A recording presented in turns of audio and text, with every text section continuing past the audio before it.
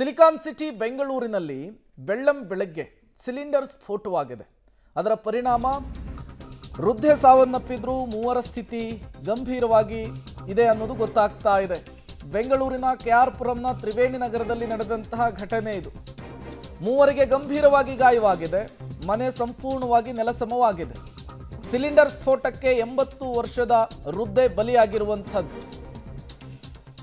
ಕಾಂಚನ, ಕಿರಣ್ ಸೇರಿ ಮೂವರಿಗೆ ಗಂಭೀರವಾಗಿ ಗಾಯವಾಗಿದೆ. ವೈಟ್ಫೀಲ್ಡ್ನ ಡಿಸಿಪಿ, ಬಾಂಬ್ ನಿಷ್ಕ್ರಿಯ ದಳ, ಶ್ವಾನದಳ ಕೂಡ ಸ್ಥಳಕ್ಕೆ ಬಂದು ಪರಿಶೀಲನೆ ನಡೆಸಿದೆ. ಸಿಲಿಂಡರ್, ಸ್ಟವ್, ಪೈಪ್ಗೆ ಯಾವುದೇ ಹಾನಿಯಾಗಿಲ್ಲ ಅನ್ನೋದು ಗೊತ್ತಾಗ್ತಾ ಇದೆ. ಸಿಲಿಂಡರ್ ಸ್ಫೋಟಕ್ಕೆ ವೃದ್ಧೆ ದುರ್ಮರಣಕ್ಕೀಡಾಗಿದ್ದು ಪೊಲೀಸರ ತನಿಖೆ ಕೂಡ ಚುರುಕುಗೊಂಡಿದೆ. ಬೆಳ್ಳಂಬೆಳಗ್ಗೆ ಆದಂತಹ ಘಟನೆ. ಬೆಳಗ್ಗೆ 7-7:30 ಅಷ್ಟೊತ್ತಿಗೆ ಈ ಸಿಲಿಂಡರ್ ಸ್ಫೋಟ ಸಂಭವಿಸಿದೆ. ಸ್ಪಾಟನ್ನು ನೀವು ಕೂಡ ಗಮನಿಸ್ತಾ ಇದ್ದೀರಿ. ಇದೇ ಮನೆಯಲ್ಲಿಯೇ 4 ವಾಸಿಸ್ತಾ ಇದ್ರು.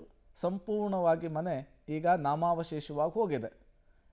ಈಗ 4 ಪೈಕಿ ಒಬ್ಬರು ಡೆತ್ ಆಗಿದ್ದಾರೆ. 3 ಸ್ಥಿತಿ ತುಂಬ ಚಿಂತಾಜನಕ ಅನ್ನೋದು ಗೊತ್ತಾಗ್ತಾ ಇದೆ. ಅವಶೇಷಗಳಡಿಯಲ್ಲಿ ಸಿಲುಕಿಕೊಂಡವರನ್ನು ಹೊರತೆಗೆದು ತತ್ಕ್ಷಣಕ್ಕೆ ಆಸ್ಪತ್ರೆಗೆ ರವಾನಿಸುವಂತಹ ಕೆಲಸ ಆಗಿದೆ.